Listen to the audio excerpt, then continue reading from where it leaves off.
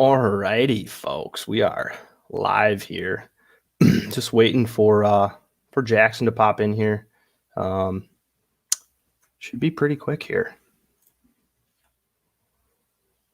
What's going on, Adam Schmidt? Welcome.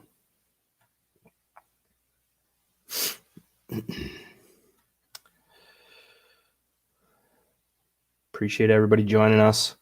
This is our first live stream, so it's might be a little touch and go. I will admit, kind of learning the StreamYard, kind of learning the live. It's bear with us, but I think it should run smoothly. We did a little bit of a test deal earlier today, so hopefully that works out. But just wait for a few folks to join here, and then we'll pull Jackson in and start talking about the great outdoors. That's going to be the plan.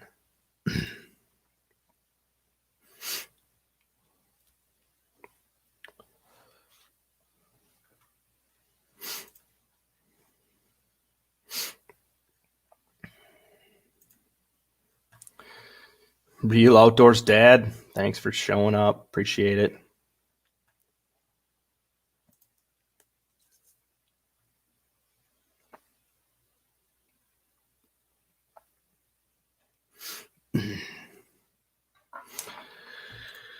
So everybody who is here right now, just administrative stuff, you guys are all eligible. Just leave some comments in the chat and make sure you're a subscriber and you guys can get in on some of the merch back there, hat and sweatshirt. So that's the plan. Just make sure you guys leave valuable comments. Just ask everybody to be PG. You know, we have some kids around, and we would appreciate you guys keeping it that way. So hello, Mother. Appreciate you stopping in.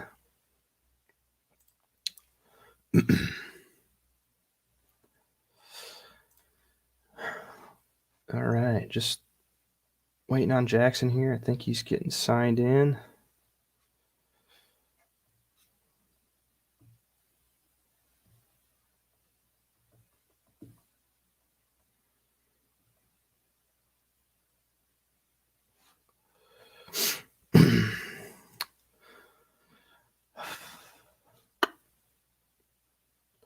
All righty, I think Jackson's ready to sign in.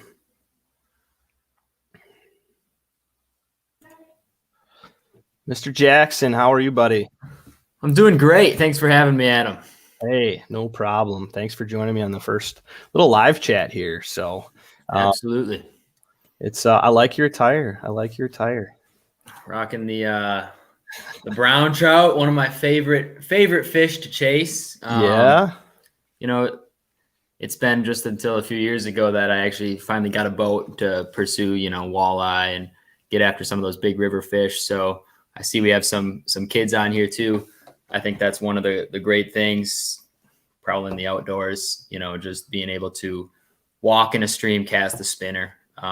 Heck yeah. Nothing more simple than that. So I actually didn't get started doing that until probably 2 years ago, 2 or 3 years ago.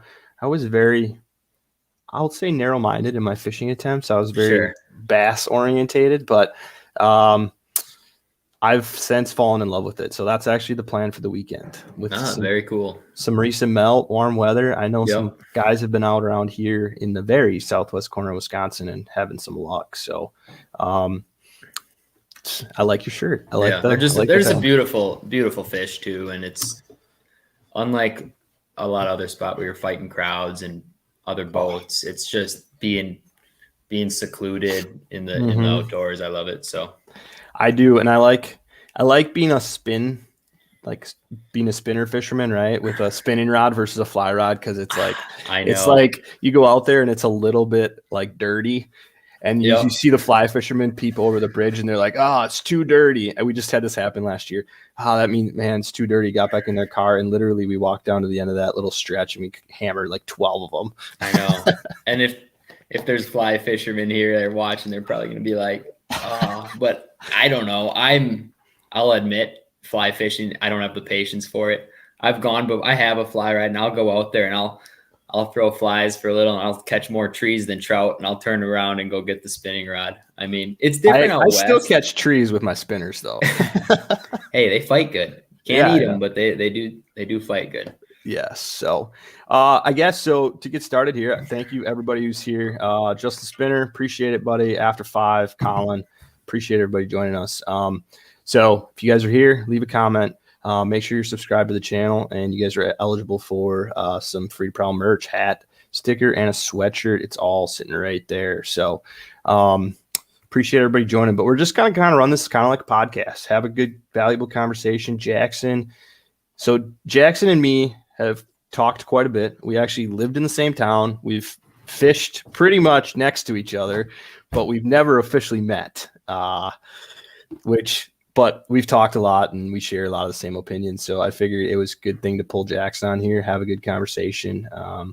And I got a list of topics we can talk about, but if you have questions, Jackson, feel free to shoot them at me. If you guys, as the audience, have any questions for either of us, be sure to let us know. But Jackson has a YouTube channel, Jackson Baumgart Outdoors, correct?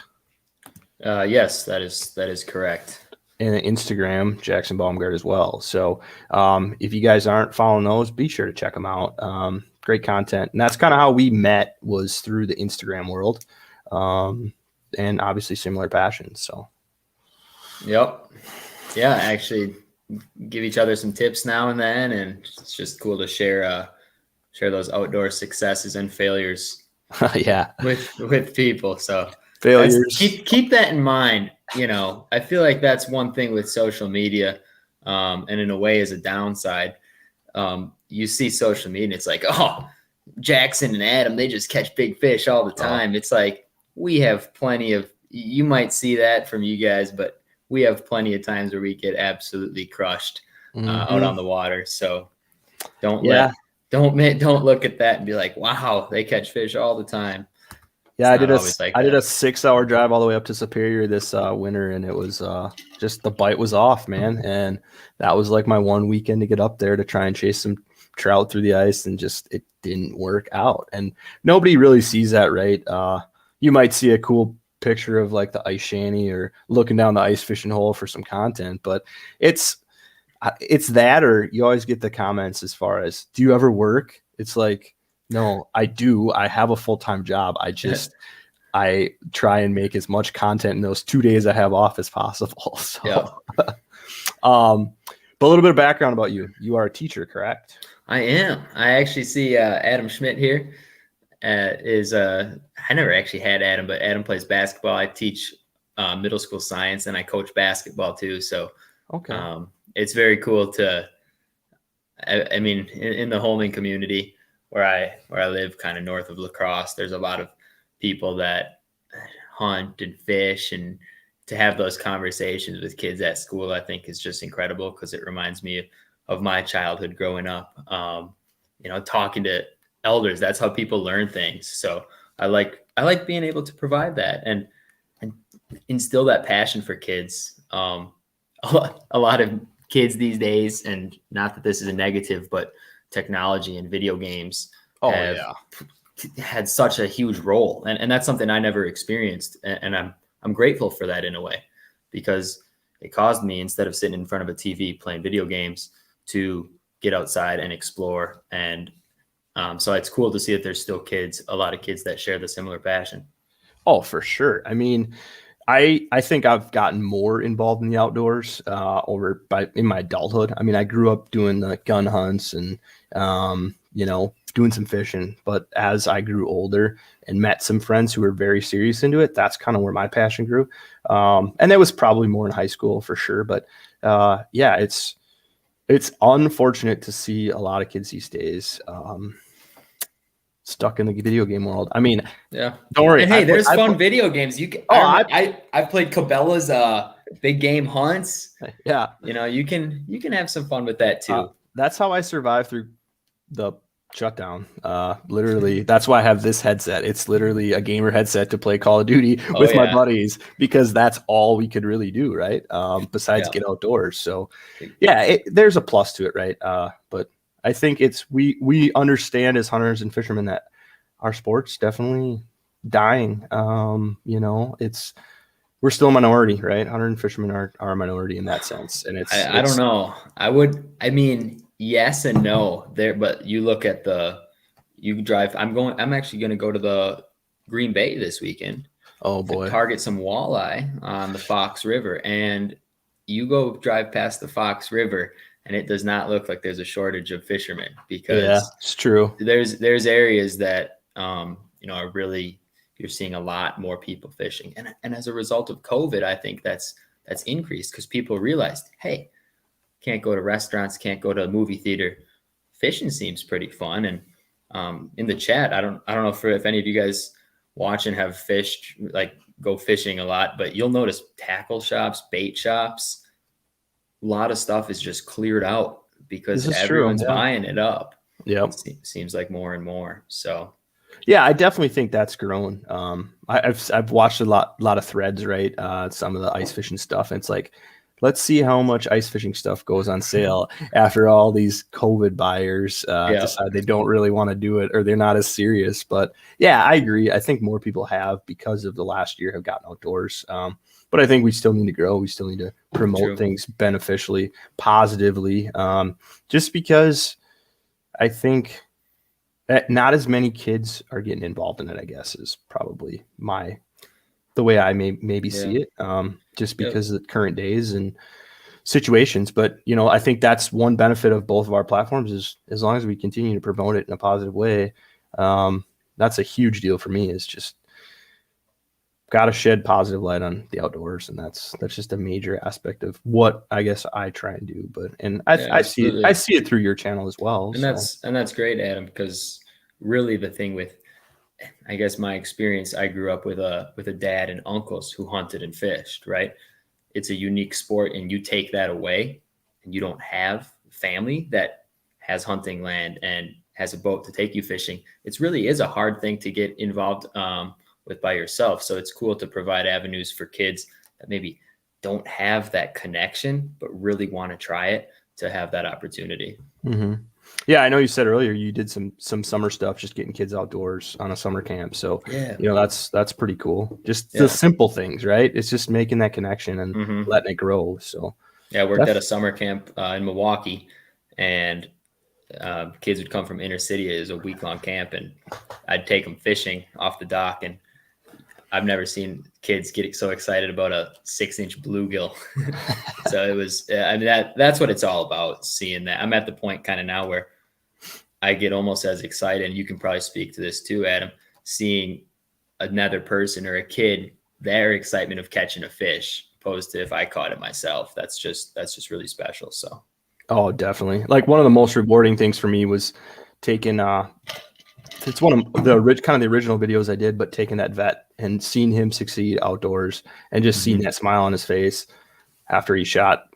He would have been happy shooting a doe or a small buck, but he shot a giant. And it was just like, yeah, that reward you get from taking somebody else out is definitely, it's hard to explain. It's not it's so different than shooting a trophy animal or catching a giant fish, or a fish of a lifetime. So yeah, I definitely know where you're at there. So and we all need to do that more. I do it with my nephews, so I see Collins on here. It's fun watching those boys just get hooked on fishing. Literally, did some family vacations this year, and it's like nonstop on the end of the dock. I don't know how many bluegills I took off, but it was worth it. It was worth it. So for sure. Along the lines of your teaching, I saw you got your bear mount in your classroom. Yeah, so that's not actually like, I didn't shoot that bear. I've never shot a bear. But I did a student teaching placement with a teacher who had her dad actually ended up like passing away of cancer, and he was a taxidermist. And then he asked, would you be willing to take some of this into like your future classroom? He wanted to give back to the community. So, that's awesome. Yeah. I mean, how do you say no to that? So it was cool. It's cool. Just cool to see it in a classroom, especially because absolutely. That just makes that connection. That could start that conversation for somebody who's maybe not aware of the outdoors. So yeah, I've got another mount in my classroom. I have The biggest pike I ever caught, it's like 41 inches, but it's cool because I caught that fish, and it was the first fish I ever got mounted. I caught that fish when I was in 7th grade, and now I teach 7th grade science, and that fish is mounted in my classroom. That was a crazy. Awesome. I'm curious in the chat if any of you have had this happen too. I was fishing and I hooked this bass. It was like a 15-inch bass. Bass jumps out of the water, all of a sudden just gets really heavy, right? That pike T-boned that bass and would not let go. If you know how pike's teeth are angled backwards, it just fought the whole thing in and scooped it up into the boat. Oh, biggest regret is not mounting the bass with it. That would have been awesome. That would have told the story a little better. Yeah. I remember I was fishing a bass tournament on Lake Geneva, and we were literally struggling to get a bite. Finally caught like a nice 2.5, 3 pound smallmouth.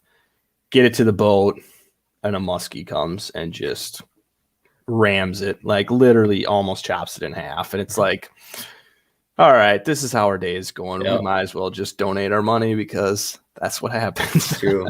Yeah, I've never done any other time. That'd be a pretty cool. But when you're tourney fishing, that's big. Dang it. Yeah. I mean, I miss the tournaments. I don't do them anymore. I kind of focused on some other stuff, but it's a different aspect of fishing, right? It's a different, I don't know. It's like a NASCAR race at the beginning. Everybody's racing in the boats and it's just wild. And then you get to like the stress of trying to put together a stringer. I don't know if I would want the adrenaline or I would like the adrenaline. That part would be fun, but the stress and fishing, I don't think should go together. You know, it should be the opposite. You go fishing to get rid of stress, but some competition, have you ever watched Uncut Angling? Yes. The 24-hour challenge. Yeah. Now, or 48 hours. 39 hours. 39 hours. Yep. Now, there is something that if you're ever down, I think that would be kind of fun to pair up and replicate that. Maybe like Mississippi River style, 39 hours. You'd kick my butt on that, but we could try. I'm a rough fish. I'm a rough fish master. You are definitely a multi-species angler for sure. Yeah. With that, I guess I do think there are definitely some ideas with like that style of fishing and content creation. And I think we can definitely talk there. I think it'd be cool to do something along the lines of ice fishing. Yeah. You could replicate like a 39 hours, and maybe not 39 hours. Sleep is pretty important too. Yeah. You could do like just 24, like midnight to midnight. Yeah. I definitely think we need to talk about that. I think there's definitely some possibilities of doing something and get some people from all across the state. Yep. And do just some different species and with with the Fish Donkey app too, it'd be pretty easy to hold a tournament like that, not in person, which is better for fish too. I mean, I always was never a huge fan of seeing big, especially walleye. Bass can probably handle it fine, but all these fish being weighed in and brought up in bags, there's not a great release rate with some of those tournaments. So it's cool that more are going towards that digital route. I agree. And it's unfortunate some of the like weigh and release style tournaments haven't taken on as big of a following as the standard 5 bag limit. It seems like there is a bias to that five bag limit, which, like you said, it's tough to do.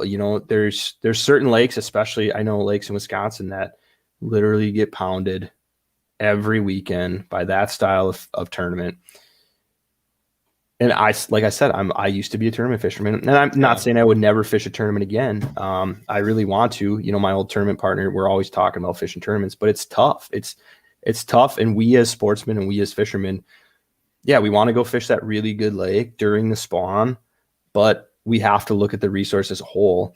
And if we start seeing those weights slide off, maybe we have to keep ourselves in check, because unfortunately they are getting tournament permits every weekend. So that is definitely a whole conversation that could be had about the style of the tournament fishing and everything. But yeah, I think that's a big thing that no matter what the resource is, right? Whether it's fish or deer or hunting or, fur bearers, whatever it is, like whatever the lines of the regulations are, we also as sportsmen, if we see something happening, and we want to make conservation a big part of what we do as I think we need to definitely keep ourselves in check, right?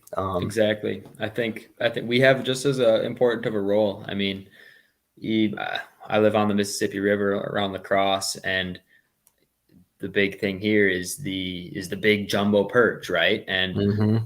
the DNR recently changed it from 25 to 15, which I think is a positive move. But just because the limit's 15 doesn't mean that every time I go out I need to keep 15 big females full of eggs, right? That's a good resource. So just being responsible as sportsmen to, hey, I have enough in the freezer, I'll keep a few for a meal. But Yep. you get to that point and I'm not preaching as in I'm perfect. And it took me some maturity to grow to like the point where it's like, it's okay to let go a big fish. Like, yeah, there'd be some good fillets in that, but it almost provides just as satisfying of a feeling to release a fish like that, knowing it's going to reproduce and benefit the ecosystem. Oh, I hear you. Yeah. And at the same time, you sometimes get to the point where you start flaying one of those and It's all legs. You feel that. And it's like, and that's the part of being a sportsman that you kind of realize. And, For sure. And once again, there's nothing wrong with keeping a limit of big perch too. Everyone has that right. And it's also important not to put down others who do that, as long as it's in moderation. Don't go do that every day. Exactly. I mean, I've caught some giant perch, actually out of the old sturgeon hole. Oh, Caught some out of there, but just magnums. And it's like, go catch a 13, 14 incher, throw it back, because majority of that weight, majority of that body is all eggs, right? But I guess along those lines, so one thing I've noticed starting to ice fish like around like Anago and like up that northern Wisconsin in general, is they have a lot of lakes up there that are like, you can keep 15 fish total, but it's only 5 of one species, which I think is great, right? I mean, 5 good panfish, good crappies, good bluegills. I mean, that's a meal for a person, right? I definitely think there needs to be some chat about, certain limits based on bodies of water, especially the Mississippi River. I know it's a productive fishery, but no, and the Mississippi, river systems could probably handle it more so, opposed to like those small northern Wisconsin lakes, which is where I grew up. Those are the places that really can't always support overfishing. Not to say you can't outfish the Mississippi River, but not to the same extent as those smaller bodies of water. Yep. Yeah. And I think a big, as sportsmen, right, coming back to our original point, a huge deal about talking, if we are concerned about panfish limits. I see Seth Zimmerman here, finally smaller limits. We need that on all panfish. Yeah. I mean, there's definitely, if that's a concern for everybody, a huge part of that is going to your spring conservation hearing meetings or voicing your opinion with in Wisconsin. This is a Wisconsin specific deal, but voicing your opinions through your conservation congress for sure. Those are great ways to get out there and make things heard, right? We as citizens in Wisconsin in general have the ability to kind of promote different rules. So through your conservation congress in Wisconsin, you can propose rules, and if it goes and is agreed upon, it'll come up in the spring hearing. It'll be voted on again. If it passes, it could become a law. So it's definitely something everybody should keep in mind. Those hearings I know will be coming up here in April. I'm assuming they'll be web based, but I'd like when they're in person, they could be interesting debates and conversations. Yeah. So, all right, list of questions here. So, number 1, I have to ask this before we get too far in this. What's up with the lizard? Oh, the pet lizard. Gotta have a pet bearded dragon. He is a classroom pet, I suppose. So Mushu is not here. Named him Mushu after, I didn't even know that show. I think Disney show. What is it? Eddie Murphy. Mulan. I think it was Mulan. Oh, okay. Yep. Yeah. The students had a say in that, but yeah, I don't even know if I have a picture of Mushu somewhere on my phone here. I know you got some on your Instagrams. Yeah. Fishing. I have a classroom Instagram too. Like I said, the one Instagram I really just use for mine. I just use for fishing. But this is Mushu that is being referred to right there, wearing a top hat that a 7th grader made them. Actually, so Mushu, you can't tell this is an interesting little thing about bearded dragons. You cannot tell the gender of a bearded dragon when you buy it. So naturally, I bought a pet bearded dragon. I was like, oh, it's going to be my pal. It's going to be a boy. For 4 years, it was Mushu, the boy bearded dragon. This past summer, my fiance and I are out on the river, just out on the Mississippi, doing some cat fishing. Mushu starts digging a hole in the sand. I think I saw that on your story. Keeps digging. Yep. Really? Mushu laid like 20 eggs out on the river. So yeah, if there's bearded dragons running around the Mississippi River, I am to blame for that. But I don't think that, obviously there's no way they were fertilized, and we don't need to get into that. But yeah. I'll say that for your classroom. That's a science lesson right there. Exactly. But the health teacher can teach it, not me. There you go. So what do you teach? Are you a science teacher then? Yeah, science teacher. Actually teach a lot about human body systems.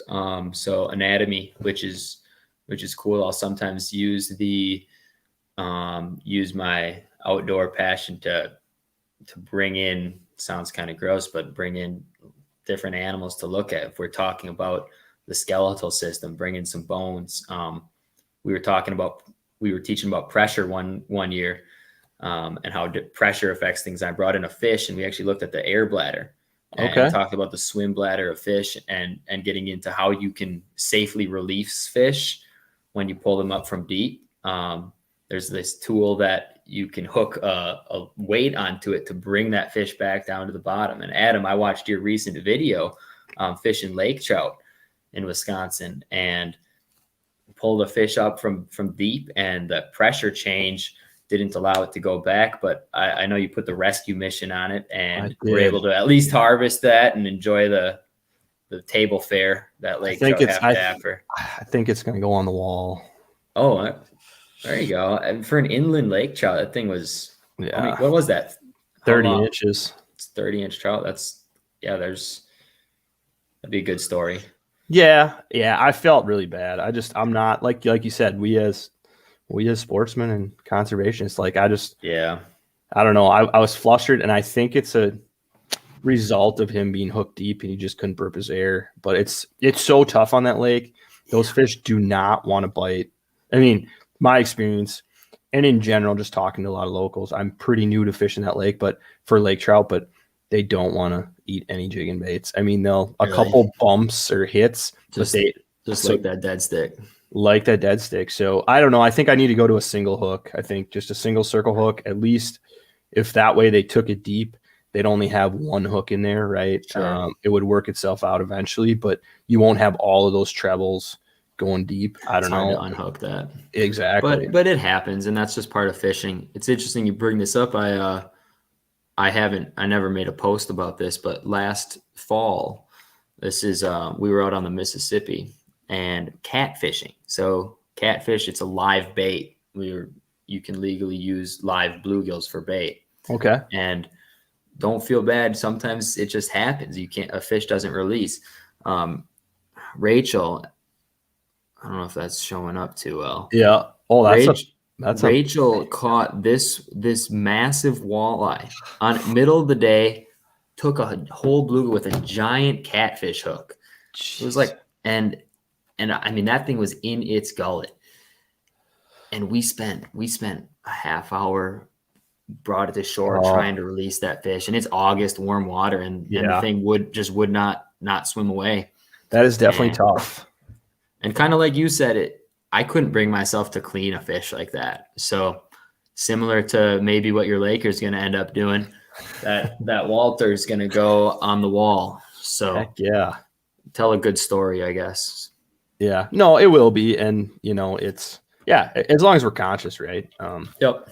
And that's sometimes it happens, and you got to just realize that. And I think that's definitely part of the posting, you know, I made it part of the video because exactly it happens. And It's you want to know reality. what? I think a lot of people out there don't show a lot of mistakes on social media or YouTube, like we talked before, and that's just part of the game as a hunter, as a fisherman, as an outdoorsman. So, Yeah. So in regards to fishing, ice fishing, I think we'll start with, what's your favorite species to chase?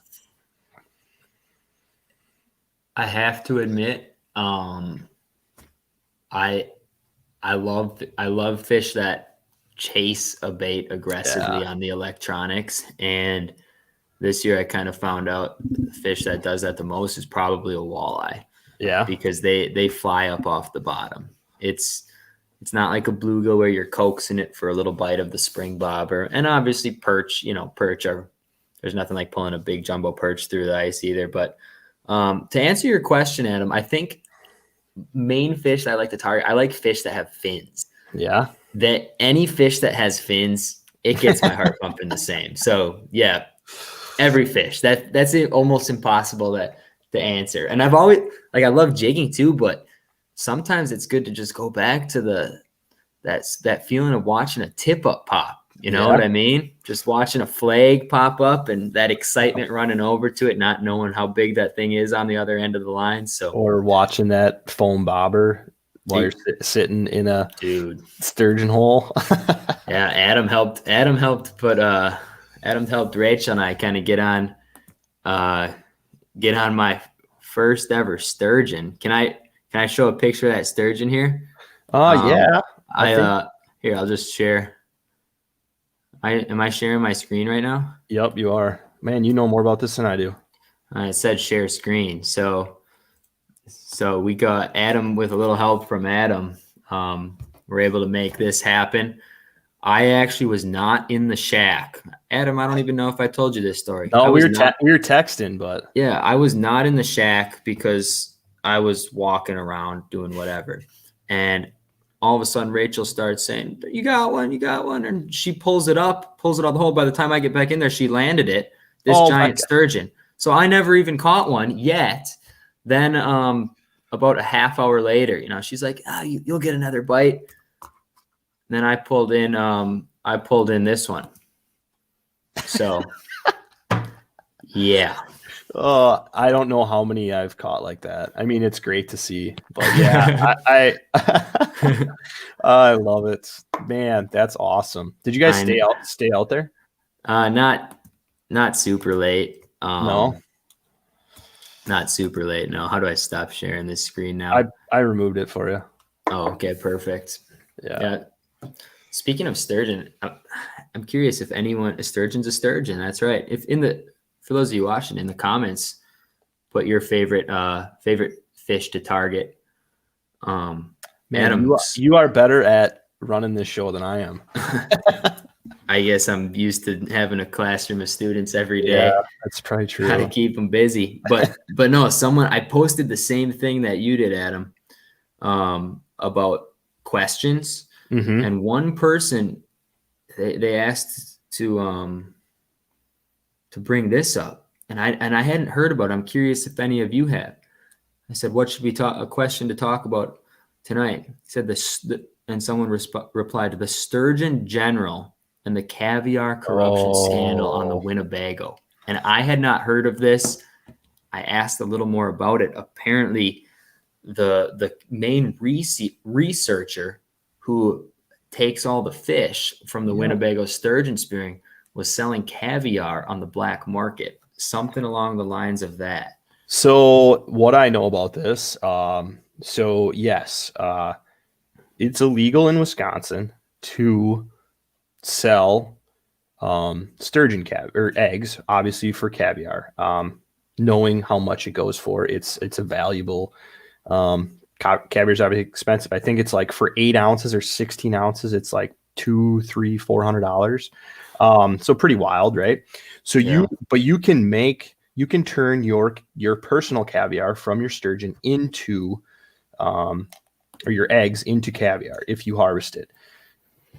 It's obviously, so it comes along the lines too of like the Lacey Act and buying, selling, or bartering for animal parts, right? Any game that we pursue is as a species, as a hunter, as a fisherman, you're not allowed to buy or sell them.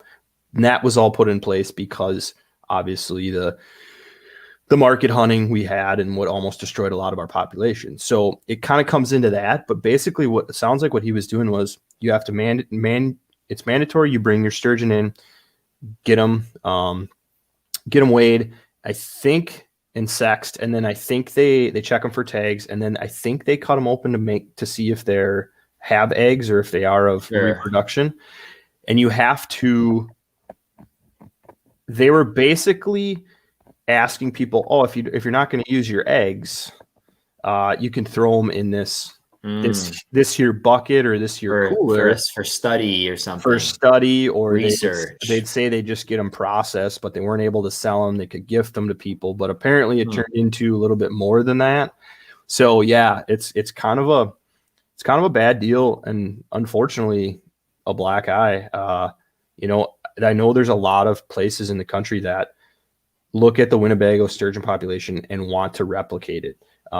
They want that successful sturgeon population. So yes, that guy has driven a lot of that and has done some great research and great work, but it sucks, man. Yeah. And I don't know the full details behind it too. Maybe it's, yeah, I'm sure he's, we don't want to paint without reading too much on it. Don't want to paint a bad picture on the guy, but that is unfortunate that market drives people to do those things. I remember there used to be along the Wolf River, which flows into the Bago system, when the sturgeon spawn, they come up really shallow, and they actually had volunteers to watch overnight to make sure there was no illegal activity going on there. So, yep. Yeah, it is unfortunate. But hopefully we'll see what all works out there. But that's one thing I haven't done though, is sturgeon speared. I would love to. I grew up kind of on that side of the state. I actually grew up in Manitowoc, Wisconsin. Yep. So like an hour away from Bago, right? But that's where my mom's from, actually. Yeah, really? Yeah, she last name Leshke. Huh. I don't know if you know any of them. No. But, that's wild. Manitowoc, on the lake. Yep, right on the lake. Spearing would be interesting. I see After 5 Outdoors says he's learning to spear a little more lately. Yeah, they've done some northern spearing videos. Seth, you bring up a good point too. Something about the fly rod. I talked about it earlier. Not good on the fly rod, but bass and like topwater poppers on the fly rod is a lot of fun, because even if you catch like a 12-inch bass on the fly rod, it's a blast. That would be something I need to try for sure. It's fun. I actually have my buddy's fly rod he left with me, so I might have to try that out. I would say my favorite species is smallmouth to chase, but as far as ice fishing goes, it's anything big. Anything big. I like that tug, sturgeon, lake trout, big brown trout, whatever it may be, is just, I'm not against panfish, but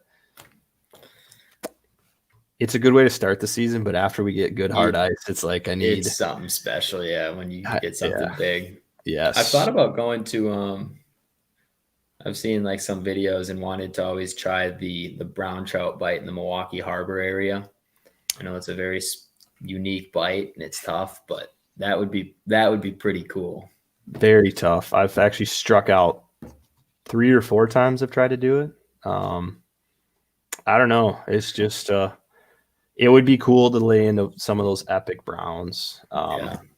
Eric Kadia makes it look too easy. I know. He also's got like 50 autos out. Yeah, that's true. And it's all about the fresh spawn too, I think, for bait. Yeah, I mean, from what I gather, it's definitely that. And then, I mean, yeah, you're kind of going for a lottery there, right? You're like, there's hundreds of autos just sitting down there. Yeah. Still. But it would be fun nonetheless, and it's cool that we have that fishery. It's cool that we have those fish around. One thing I really want to do this year, which hopefully we can make some videos on that, I want to do some open water like Lake Michigan, like casting for Okay, yeah, cast them instead of just trolling with the like planer boards and jerk, downriggers. jerk baits and jigging them. And I've definitely fallen in love with some of those trout and those salmon and things like that. So it'd be fun to chase them on like a spinning rod. Yeah, Sure. Adam, you got to get up to Alaska one of these Oh summers. man, If any of you want to watch a cool bit, and I don't, not that I even want to promote my YouTube channel. Oh, I don't really do anything with my YouTube channel. Like, unlike Adam, he's kind of got this cool vision. My YouTube channel is just like, my dad and I went up once to Canada, and I had this footage because I got a GoPro for Christmas, and I wanted to store it, and I didn't have the hard drive on my computer. So I was like, YouTube channel. So I don't really have a vision the way Adam does, but yeah, besides but just you have a great following. You have a great following. Yeah, but no, gone to Alaska like three summers now, and we did this float trip. It is true wilderness. We flew up, got dropped off by a plane, had inflatable rafts. That's awesome. And 10 days. 10 days floating downstream, camping along the way, catching salmon, grayling. I mean, these big spawning king salmon. So they're red in color, and you can see them with your polarized shades, and you throw a spinner at them and they turn on that. And that's awesome. It's incredible. Yeah, it's on. So in the last year, I definitely made a list, like call it my Prowling list, like what I want to do, like ultimate goals, right? Alaska's on there for whatever. It could be fishing, just getting up there. And a lot of that was driven by, I did watch your videos, and it was pretty sweet. Just like, I don't know, being up there, catching those big fish. Yeah, for sure. Until you're fishing by yourself late in the afternoon and you see a grizzly bear walk down to the bank. That's where I was like, ooh, I didn't really like that too much. No, but you just got to be smart. Don't bring food in your tent, and usually there's not too much to worry about. I found a moose paddle up there that trip, and I didn't bring it back with me. Probably the biggest regret. My buddies give me a lot of crap for it. My buddy found a set of Shiras moose paddles this year, and in Montana. Yeah, that's cool. And then he shot a giant mule deer when we were in Idaho that year. This very year. Cool. So he's definitely may have burned out his luck for a couple of years. Yeah. I don't know. Hey, good for him though. Yeah, I actually saw my first Shiras moose this year on the way into Idaho. He ran across the road and stood there and looked at us. So they are pretty impressive creatures for sure. So, what your float trip in Alaska? Like, what if you could do it again? Would you do anything different? Maybe I would like to get in a little more to the fly rod for that, I guess. Yeah. Those rainbow trout, there's big rainbows up there, and they're sitting behind the salmon because the salmon are spawning, and those rainbows are gorging on the salmon eggs. So I caught a lot on throwing spinners, and I did catch a few on the fly rod. But I wish I would have spent a little more time with that and got good at throwing egg patterns and drift those through to hook into some. I mean, we were catching 20+ inch rainbows. And I caught one on the fly. I caught one on the fly rod that was 20+ inches. And I wish I would have just focused on that a little bit more, sacrifice and accept that, hey, I might not catch as many, but catching those on the fly rod would have been a blast. Definitely. And bring pancake mix, because we found wild blueberries everywhere. Oh, that sounds awesome. Up in the tundra, like where the caribou, we saw a few caribou too, and wild blueberries were incredible. Oh, that's a good note. Fly rod and pancake mix. I will for the blueberries for sure. How long did you say you floated for? It was I think it was a 10-day float trip. Yeah. Did you fly in, drive there, fly in? Yeah, this one was pretty off the grid. Like we were in like Bethel, Alaska, which is off the road system. Oh wow. But otherwise, the other times I've gone there, we just go down the Kenai Peninsula and pretty. If it's something you want to do, reach out to me, and you don't need a guide to really make it happen. Honestly, I'm all about that. Fly in, bring your gear. We would camp and groceries. Our goal was to eat so much salmon that we were sick of it.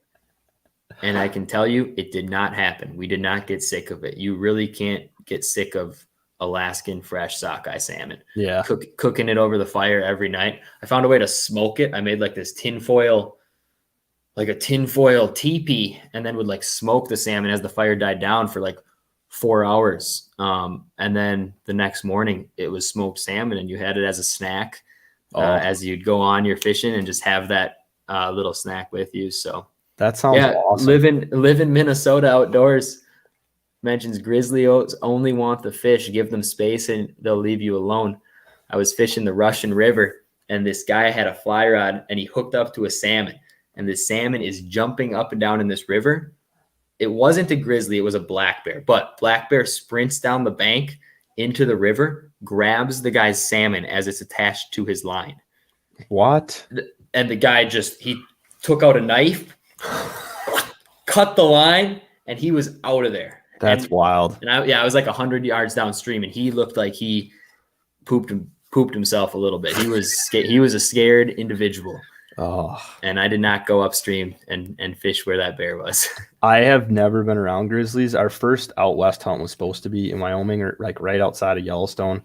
And thankfully we didn't draw tags, so I've kind of been in like ease into the mule deer hunting out west. But that was definitely a scary part of it. Like I just haven't been around them. You just hear the horror stories. And that's all you really hear, right? You don't hear about the good interactions. But yeah, it's something I need to do just to kind of get over that, get over that fear, that whatever, animosity towards them. But it would be cool. Everything Alaska screams my name for sure. It's on the list of things to do. You got time. Oh yeah, for sure. Time. For sure. There's stuff everywhere to do. That's what's cool about. That's what's cool about, I think, our country in general, and that kind of fits the vibe of, your kind of mission and free to prowl. It's like we have these freedoms that some other countries don't. For sure. You live in a lot of European countries. Hunting is pretty much a rich man's sport. Oh yeah. Public land isn't a thing. And you think back to history, was that Teddy Roosevelt who signed a lot of that to make sure that these public lands and state parks were public. It's pretty special when you look back at it, because it could have gone the wrong way pretty easily. For sure. It's definitely, I mean, that's the basis of like kind of what I loved promoting, right? And there's nothing against private land. I mean, you asked me about that deer over my shoulder before, and we kind of chatted about it in our little test session. There's nothing wrong with private land. It's just, if you don't have access to it, thankfully in this country, you can still get out and hunt and fish, right? You look at countries like England, the UK, like that whole area, right? Unless you have big money and dress in fancy clothes, you're really not getting into a hunt club. And there's nothing wrong with that. There's plenty of hunt clubs in the United States, but it's just like me and you, we can literally walk, I could walk almost out my door a couple blocks and be on a accessible trout stream. That's special. Which is, it's a cool concept. And it's going to lead to some big things, and I'm not quite ready. I know you were asking me about my truck. I'm not quite ready to make that announcement yet, but in the end, it's going to lead to some pretty big things down the line here. Because it's just got to go do stuff, man. Yeah. Gotta go do it all. I hear you. And that's kind of why I made that list, as far as like, what do I really want to do? What are my goals? What drives me? Right. So hopefully check a few of those off the list and bring everybody along the way. That's kind of the plan. But absolutely. So you might have to go check out Rainy River Sturgeon. That's what After 5 is saying. Oh yeah. Yeah. Big sturgeon. I love the big dinos. So for you, is it, I know you said everything with fins, but is it more hunting, or is it more fishing, or is it equal? The big thing with living in Wisconsin and just the Midwest in general is the change of seasons. And every season offers something new. Yep. So you never really get sick of it because, I mean, I just put my ice gear away. I think at the end of the ice season, we're all about ready for open water. We're excited for that. But come December, we're going to be itching for ice again. And come deer season, we're itching for deer season. Spring, all of a sudden, it's itching for turkeys. So I think everything in itself adds that fresh start to the start of a season. And it's pretty balanced. If I had to choose, my dad and I have talked about this. If I had to choose, I would say fishing would outweigh hunting, just because you can do it all year long, right? If you could only pick one, there's always fishing opportunities to have. You can't say the same about hunting unless if you're traveling across the country. So, yep. Yeah, I agree. That's like, I used to not be a big ice fisherman at all. I grew up being a snowmobiler, so I was like, I got to go chase snow. But as I also said I was pretty narrow-minded in my like open water fishing. I just literally fished for bass, but now like I love the fact about ice fishing because it's like my time to be multi-species, and it's kind of opened my eyes to chasing different species, which is, if we didn't have, like you said, the changing of the seasons, I wouldn't be ice fishing. I agree. We definitely have the advantage here. A lot of people complain about winter, but we have the advantage here to do different things throughout the year, and that kind of drives us to chase different species. But I would say for me, it's definitely equally, I don't know, I can't really decide. Like, I love hunting. I love it. I love it. And I don't really have like one big species that I like chasing. I've been falling in love with the Western hunting over the past couple of years, and I really still like bow hunting, chasing mature whitetails. But then I kind of let my fishing slide in the fall when fishing gets really good. So I don't know. And ducks. Agreed. Yeah, Seth, ducks are fun. I shot my first banded duck this past fall, actually. What was that? Banded wood duck. In northern Wisconsin. And it's remarkable because you register it and you get a report, and I got the plaque that says where it's from. Banded in South Carolina. Really? Banded in South Carolina. I shot it in northern Wisconsin, which is pretty cool to be like, wow, you're holding. Well, at the moment I didn't know that, but when you get it back, you look at the band, it's like this bird traveled across the country. It's pretty remarkable. I love watching some of that, and I've posted, I think, on some of the Facebook posts for Free to Prowl, as far as like some of these trackings they do on all these birds. It's absolutely incredible. Like, just the miles they cover in their life, what they do. Like, it's literally like, right when I get back down here, I pretty much have to turn around and fly all the way back just to go have some eggs and then fly right back down. So yeah, the migratory bird process is pretty cool. I shot a mallard. I've shot 2 banded mallards. The first one was like, I know where this one was banded. It was literally banded in the Collins Marsh, which is right in Manitowoc. It was like banded that fall. But then the next one was literally, you couldn't even tell. Like, everything was just worn off of it. You could barely read the numbers. And it was like, I wish I could pull it up. I think it was like 4 or 5, 6 maybe years. Wow. And it was banded in Louisiana. And then, shot it in Manitowoc. But I'll bet it's made the trip back and forth every year. I probably missed that bird 10 different times. That's really cool. But so duck hunting, we touched on the public versus private, and then I guess one thing, I'm pretty sure you killed a buck this year on an island. I not on an island, but I shot a gun season buck, northern Wisconsin, and I did water access to get awesome. Wasn't really an island, but water access to get down. So that's a pretty special experience. Actually, didn't want to bloody up the boat then, so I dragged the deer back in the water. So that's all right. Putting the 25 horse motor to the test. It was my dad. I was using my dad's boat, so I was trying to be respectful of not getting it all dirty.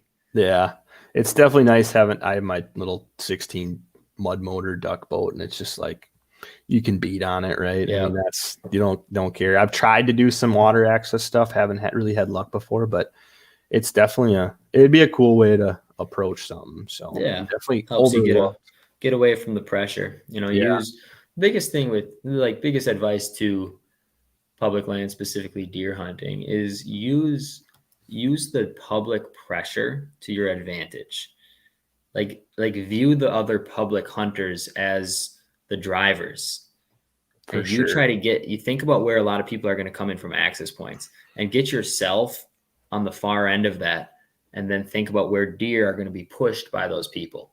And that's essentially what I did this year, and was sitting in a good spot when that buck came by. That's awesome. That's awesome. It's definitely, I've fallen in love. That was kind of like the basis of why I started Free to Prowl.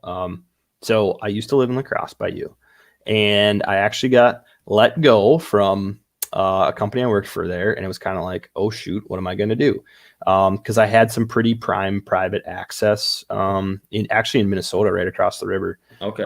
Through some guys I worked with, and that was kind of how I learned to hunt in the bluffs, and had some success there. But after that, I was like, all right, I'm going to lose. Once I leave this area, I'm going to lose this opportunity. I'm going to force myself to learn how to hunt public, and just try and figure it out.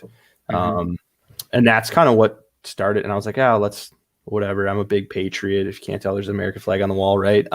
That's what kind of started Free to Prowl. So it's funny looking back on it, right? As I've learned to hunt public, it's definitely a different way to approach it, right? Some guys just want to get in super deep, as far away from any pressure as they want. Some guys, they find little honey holes that are overlooked because guys think, oh, that's too close to the pressure. I'm going to hunt there. Or, like you said, kind of using those people as drivers for you. It's definitely makes it more challenging. And I think the public private debate could definitely be, it could be a whole conversation in itself, but it's crazy to look at, like, and I've had this conversation with a buddy, is you look at the public private guys, and it's like the public guys, a lot of their work, not saying a bulk of their work doesn't happen before the season, but a lot of their work comes every time they hunt, right? Hiking in a stand, hanging and hunting, getting their deer out, right? Trying to figure out where they're hunting. They probably do some scouting too, but like the private guys are busting their butt all through summer, planting food plots, doing habitat stuff. Exactly. And then when it comes to the actual hunt, it's like, might be easier, but that's easier. Put the work in. Yep. Exactly. So it's like, it's two different realms of when do you want to put your work in? Like, I don't know. I mean, I know a lot of public guys who are super successful shooting big deer, and they're just like the private guys. They're working their tail off all throughout the year. So it's definitely two different ways of looking at it. But last thing with that, for everyone who hunts, it's like, or fishing even too, if it's a trophy to you, it's a trophy. Like, you're going to see on social media, you're going to see certain people post these pictures of maybe like giant bucks because they have food plots and they've managed them. Yep. If you hunt northern Wisconsin and you shoot a fork horn on public land where there's no agriculture around, like, you should absolutely still be proud of that deer, even though it might not have the same size antlers as some of the bucks other people have killed. And I think that's just good to keep in mind. Don't be ashamed about the size of the deer that you hunt, because it's not apples to apples depending where you're hunting. No, it's not. And it's, that's the problem with social media and YouTube and hunting videos and real tree monster bucks. Mm-hmm. I don't even know what video they're on, 20, but it's just, it pushes the inches and the big deer and what looks good. And everybody wants to post that picture of a giant deer, but it's just, agreed. It is whatever you want your trophy to be, it can be. And that's a cool concept. So that deer right there over my shoulder is the biggest deer I've ever shot. And I told you earlier, there's some, I'll put it out there, there was a little bit of drama over it. But I told some guys after that, I said,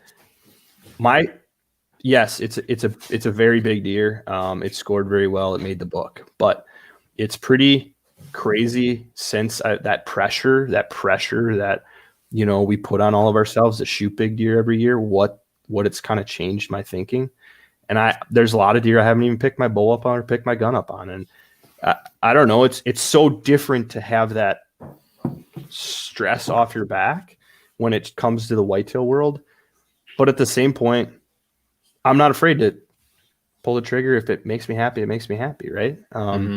But I told the guy who I shot his deer on that land, I said, well, I wish everybody had that opportunity. Just put some work in, a couple years in, everybody can shoot a giant, because I think everybody would look at it differently. Because we put so much stress and pressure on ourselves, and I think the media does, and hunting in general is because of what we do as posting stuff online, right? People think, man, that guy's crushing it, right? Or that guy's catching a lot of fish. But like you said, there's a lot of failures. So it's pretty interesting. That's kind of the story of that deer. So we'll get into it more at another time, but makes me excited for hunting. Oh yeah. I'm getting ready for out west right now. So that's my plan. Elk or muleys, or what's your plan? All the above. Okay. So you're going to be prowling around out there for a while this fall, huh? Yeah. Fingers crossed. That's exciting. if tag draws go well. So my buddies are out in Colorado right now doing some, I think they went out west doing some type of shed hunting. Okay. On an area there. So yeah, not public there. So yeah. But they were hoping to do a Merriam turkey hunt too, but that didn't. Oh, really? Fell through. Yeah, those are a cool bird though. Oh, they are Someday beautiful. I want to get one of those. Got to put a couple years in the turkey woods. I'm pretty new to it. I've done quite a bit of turkey hunting. Got your first one last year though, right? Yeah, I did. It was very interesting. But I did some turkey hunting in the past. I just never found success, and then I kind of I don't know why. I just distanced myself from it for whatever reason. But last year I said I'm gonna make it happen. So it's not easy. I got my first one last year with the assistance of a good buddy Johnny, who he can talk turkey. I swear, that guy. And that's what it's about. Just being able to call well and kind of know the land, and that's what he did. Helped get me on a nice tom, which was awesome. That's awesome. It's fun being able to chase them with other people. I think that's one thing I really, really enjoyed. We did a long weekend last year, just 3 buddies. We didn't even have success. We found some turkeys. Actually had the turkey one morning. We were going to plan on chasing this tom, and we got beat to it by a coyote. Found the dead carcass in the field from the night. It was pretty wild, but yeah. Literally, like, we're posting up thinking, oh, this turkey's got to be coming out. Never came out. I'm like, what is laying in the field up there? It looks like a wing. And they're like, walk up there. Sure enough, he got attacked by a coyote, is what we assume. Could have been a bobcat, but interesting. Yeah, it was pretty wild. But it just hunting with the boys in the spring is fun. Getting out, and it's like having that action. But for sure. Adam, you see what Seth said? Adam was beers longer than was it a Jake? You'd have it if it was a Jake. Mine, which one are we talking about? The one that was turkey. The one I shot. I guess the one you shot. That one had a longer beard. It's really, I've toned it back. I actually just saw some pictures from Lake Gunnersville. We fished down there, and my beard was wildly long in those pictures. But well, I don't know how much time you have, but I do have a couple quick questions. I kind of want to do this for all the guests, and we can fire through them. You can elaborate as much as you want on any of them. Oh gosh. Okay. Yeah, let's do it. On any guests, anyone else too, if you have questions, if you put them in the chat too, we'll make sure we get to those. Biggest outdoor accomplishment. You know what? This is cheesy, but biggest outdoor accomplishment. I have to say it because it's life-changing, but I caught my fiance proposed to her ice fishing. Gotta say it. And no, she's not standing behind me telling me to say that or anything. But like I mean, gonna get married this June, so that's obviously pretty special. But yeah, we got. I don't know if you saw. Did you see that video? I think it's an awesome video. Yeah. I love watching you get all nervous. It was funny. Pretty cool. So I'd say that was my biggest outdoor accomplishment. Just sounds cheesy, but best catch ever. Yeah. For the ice fishing proposal. If you haven't, I will post Jackson's link to his YouTube here, and you guys can go check that out. It's an awesome video. I'll pull it up right now, just so I can. It's so all the followers and everybody can check it out. But it's a really awesome video. Who shot that for you? Actually, so is her cousin Logan Wright, and okay. he's got an Instagram too, and he does a lot of we fished and hunted together a lot. He actually spent a time with the hunting public. And he did camera work for the hunting public as an intern there, so he was pretty good at that. And so he shot that footage, and she had no idea. I mean, we had the tip up rigged with the bottle of champagne on it and everything. That's awesome. If you want to check out that video, it is pretty unique. I'm proud of that one. So heck yeah. Well, I was hoping you'd go there, or I was going to eventually talk about it. It's definitely an awesome video. All right. Next question. What do you got? That was a good one. Current goal for hunting. Like what's your biggest goal right now for hunting, fishing, the outdoors in general? I guess biggest goal, just to continue to love it. But I guess a goal, I'm trying to take it towards something. So I just recently I use the kitchen table as my workstation here. I don't know if the fiance likes that too much, but I just bought like bulk supplies of spinner making stuff. Okay. And I'm starting kind of just a little line of trout spinners, specifically calling it driftless spins. So yeah, me and my buddy Andrew kind of have a long-term goal with that, just to take our passion for the outdoors and share it with other people. So that's kind of, I guess that would be it. And so that's close. Like the spinner part is close to coming out here with trout season just around the corner. Adam, I'll hook you up with a few customs for that. I took them out on a trial run last week, and they worked really well. I was very pleased. So yeah. Yep. Just gotta fine tune a few things, and I think we could definitely talk offline about some avenues. Sure. Yeah. I should talk to you. You probably know more about that than. Well, I mean, in general, if you're looking for a place to just get them out there, we could throw some on the website for sure. That would be for nothing.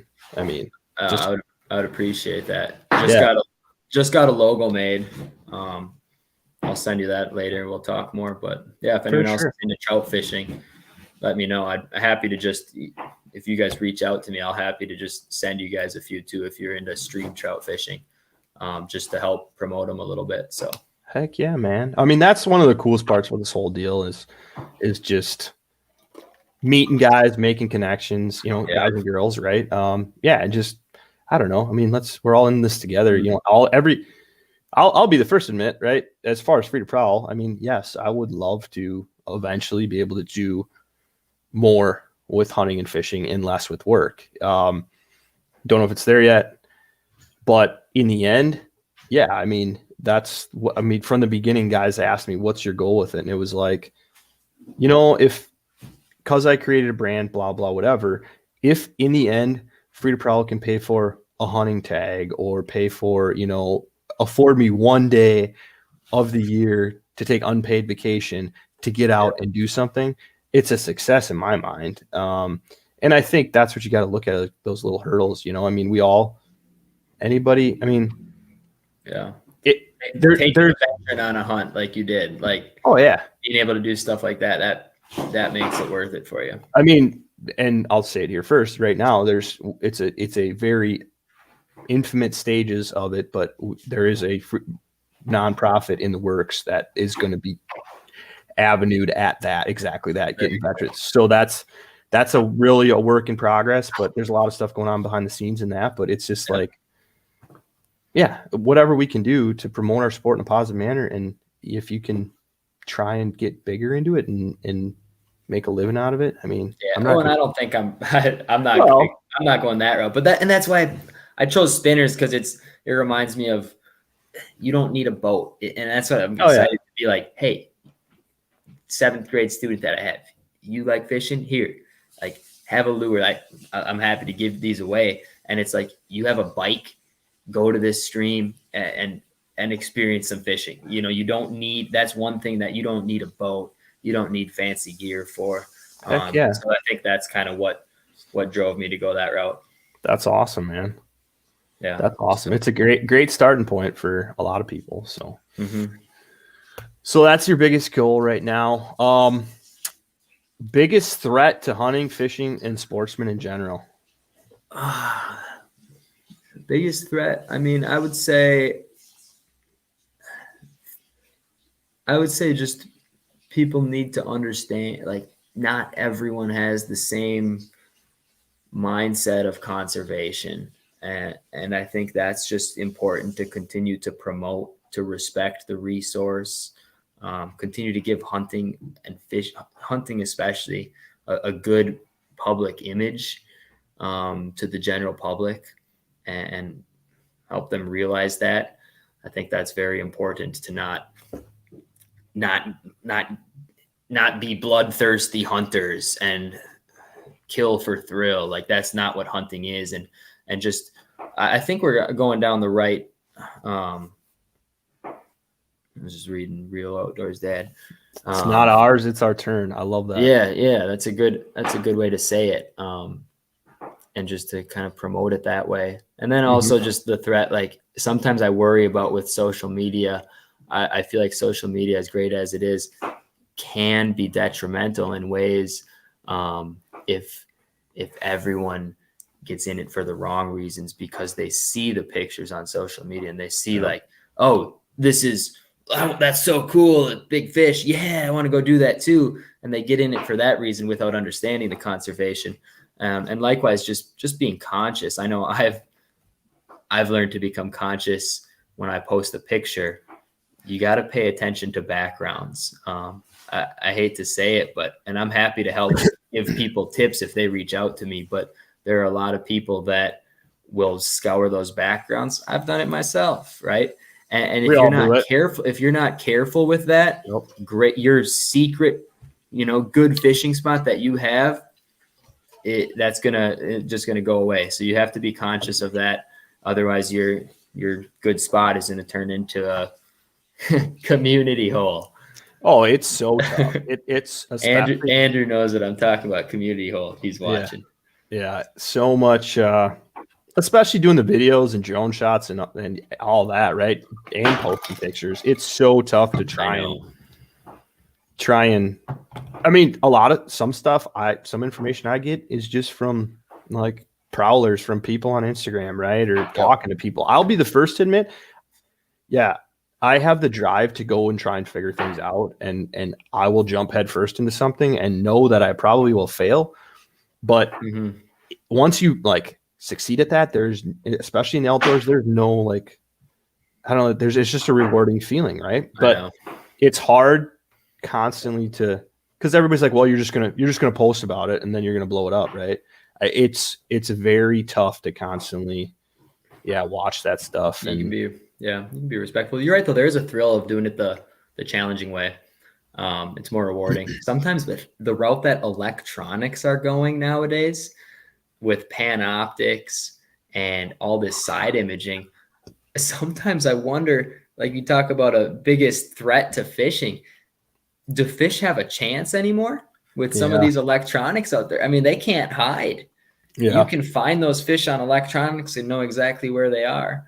And sometimes I wonder, after years of having Panoptics and side imaging, how are they going to respond to that? Hopefully I think the limits have gone down probably for that reason too now, but that's a good question. I'm a Panoptics guy. Dude, that has got to be so cool to see him on the live scope, though. It is, and I can't. it's just, I want to use it at some point. oh well, it's getting rigged on the boat. I Oh, actually yeah. switching everything over to Garmin and just getting rid of the old Lowrances I had. But it's just I don't know. It's something to be said for open water and ice fishing. It's just it's a cool thing. One of the coolest though this year was, so I had found another sturgeon fishing hole. And I think it can be very productive. It's really shallow though. It's crazy shallow. Yeah, like wild. So we went there and I was fishing with a group of buddies, and I was like, we were coming back for another long weekend. I was like, well, one of these nights we should definitely try and catch sturgeon here because I accidentally caught one jigging for walleyes.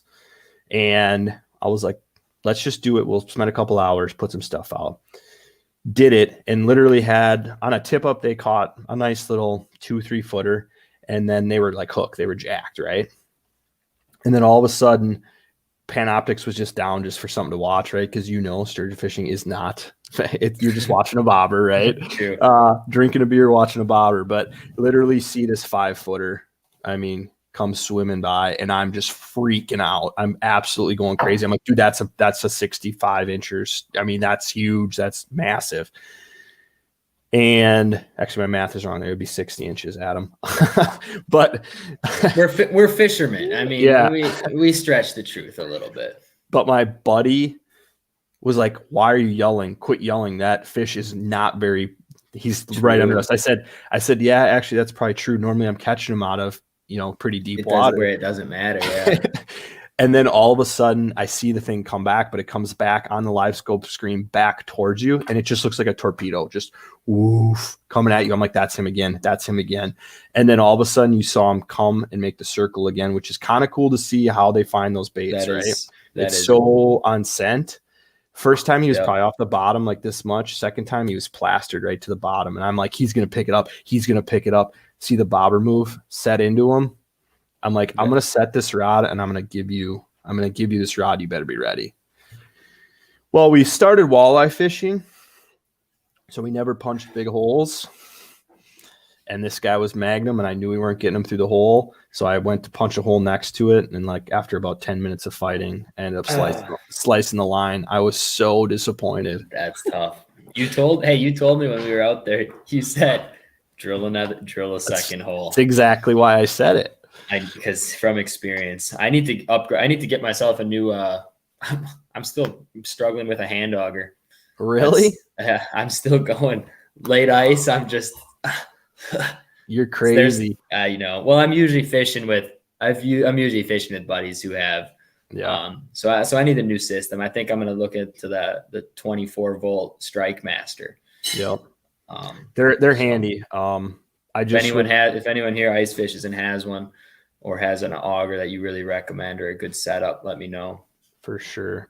I just switched to the drill and the bit this year.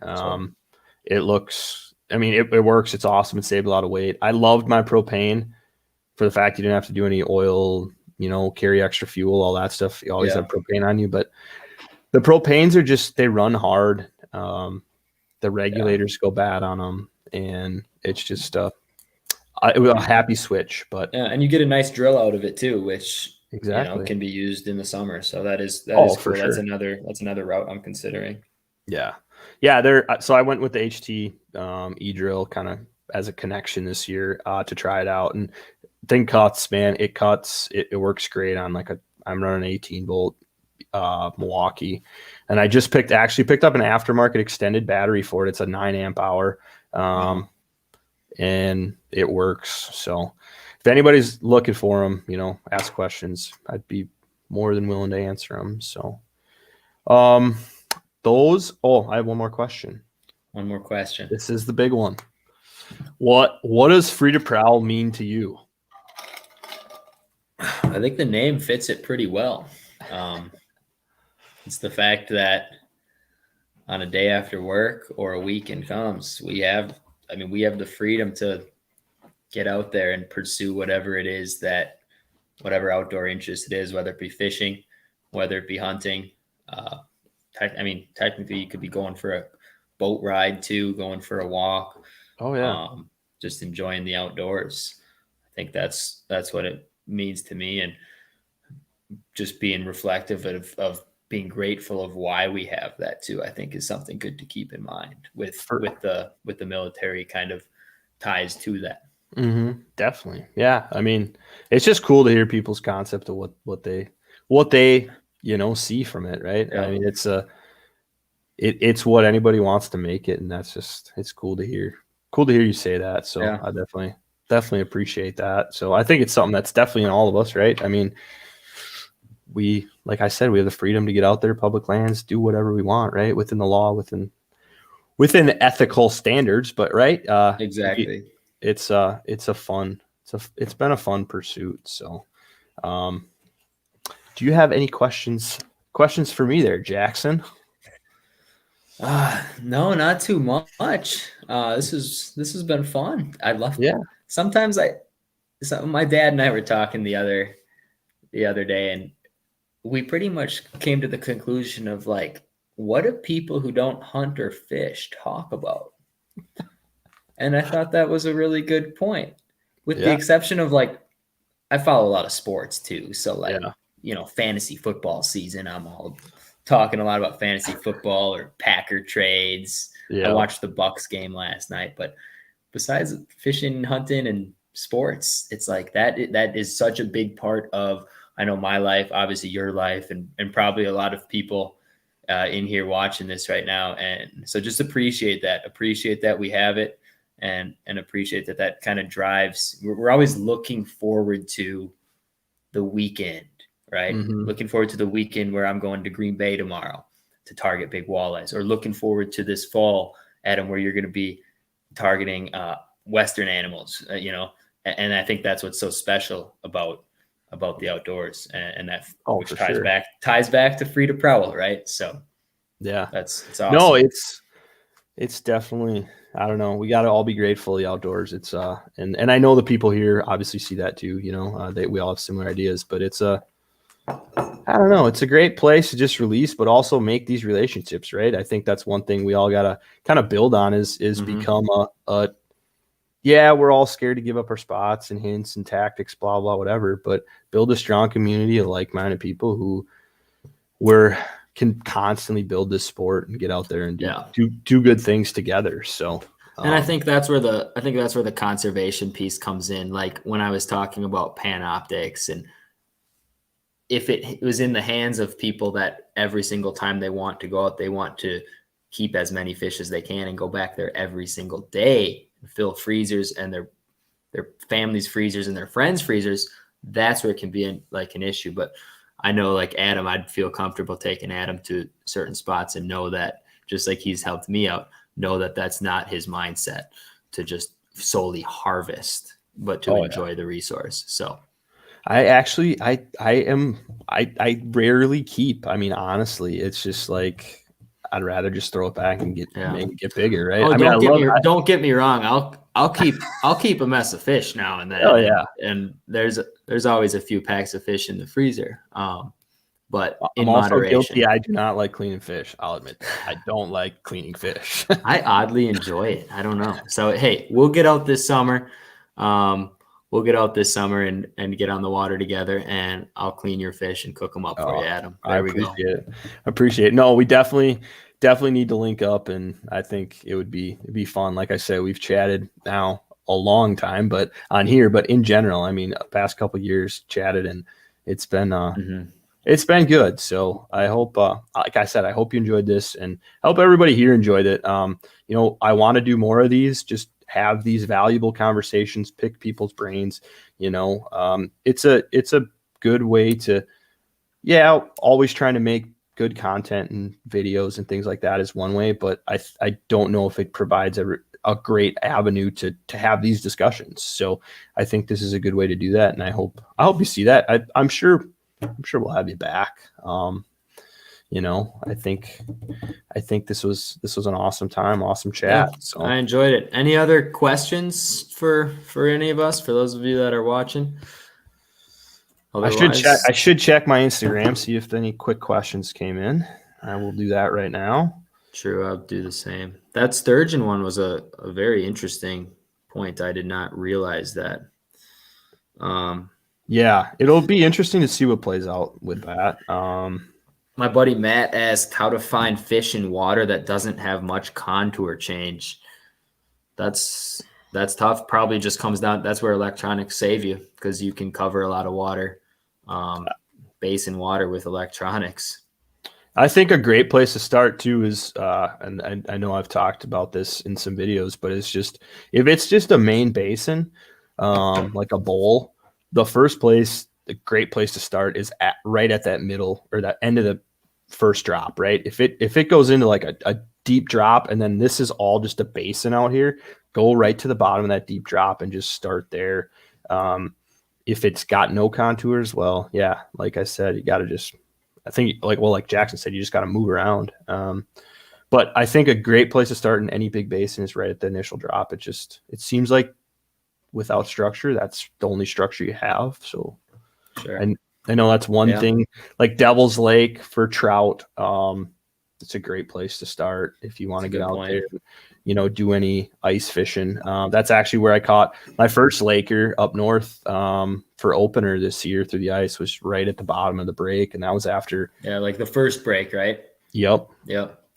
Steep bottom break, boom. At first, obviously we're going to fish like the big water, Green Bay. And that's what one of the things that I've read too is off the first break along the shore, first main break. Are you fishing the river?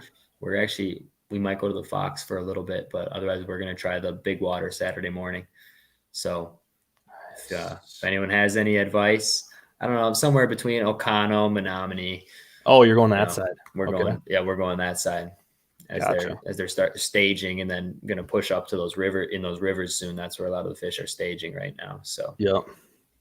Well, should be fun. Maybe I'll take the GoPro along with me and have a little video recapping it. Should be fun. You should for sure. So, more videos, more Jackson Baumgart videos. Gotta love it. I do have one question that came in on Instagram, and his plans after the ice is off. So, like you said, you're going walleye fishing. I know this weekend for me, chase some stream trout here in the driftless area. I would love to get over to Lake Michigan and do some open water fishing for some of those big trout, big salmon close to shore. I don't know. I do. Have you ever done any like Lake Superior tributary stuff? I've done tribs, but not like I've done streams flowing into them, but never with like the steelhead coming in. So yeah. No, I haven't. That steelhead I've done steelhead tribs coming out of Lake Michigan though. Around Algoma area. So that would be very cool to do it in Lake Superior. Might have to pick your brain on that one. Yeah, let me know. I want to do more of it. I grew up on the east side of the state, like I said, and I never. It was a resource. That's right by you. Manitowoc River flows right in there, doesn't it? Yes, it does. Yeah. Manitowoc River's got some big smallies in it too. But yeah, it's something I've never been. I mean, I've done some trolling out there with buddies, but I think that's what kind of turned me off to it. Is in general I always thought it was a trolling deal out on the big lake to catch those fish, but I got to get more into it. It's an untapped resource. So yeah, it is pretty special fishing big water. Oh yeah, for sure. But I guess if there are no more questions, anybody who obviously made a comment here in the comment section will qualify for the Free to Prowl merch. As long as you are subscribed to the channel. So just make sure you're subscribed, and please go over to Jackson's page, subscribe, check out his videos. It's I appreciate you coming here and spending some time. Man. It was great talking with you. I love it. I'm gonna whip you up a few spinners for you to get on some. I appreciate it, man. Let me know where you're gonna be. Maybe I'll be able to grab them to you before I head up to Green Bay. All righty. We'll stay in touch. All right. Well, thank you everybody for listening. Thank you, Adam. Thank you very much. I appreciate the invite, and it was a good time. All right. Hey, don't forget you are free to prowl. I am, and I'm loving every moment of it. All righty. We'll catch you later. Bye.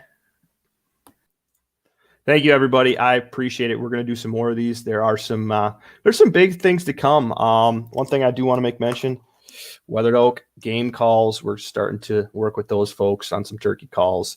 Got big plans here this year. One of these things is the live chat. So thanks everybody for joining in. We're going to end it here. Hope you guys enjoy Jackson. He's a good guy. So appreciate it.